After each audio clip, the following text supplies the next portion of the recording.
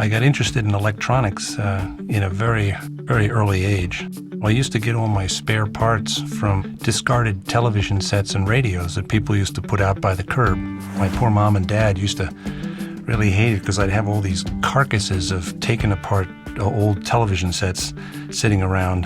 When Steve Sasson landed his first job with Eastman Kodak, he used that pension for spare parts to build the world's first digital camera.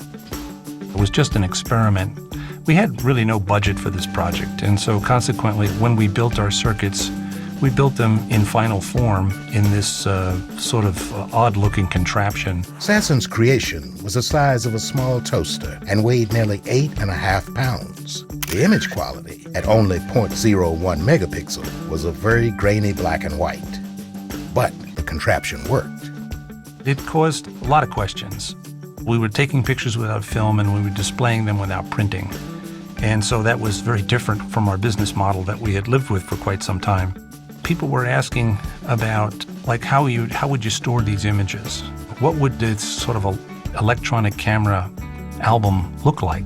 When Kodak began producing Sasson's digital camera in the 1990s, it was big, expensive, and strictly for professionals.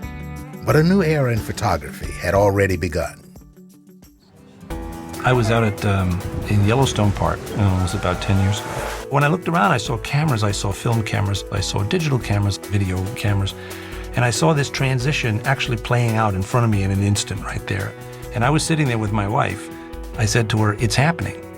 From consumer use to advances in healthcare to scientific discoveries, Steve Sasson has revolutionized how we view our world. I had worked on this. I probably was the person who took the first digital snapshots, and that it was a long time ago. And I hadn't really envisioned all of this unfolding in this way.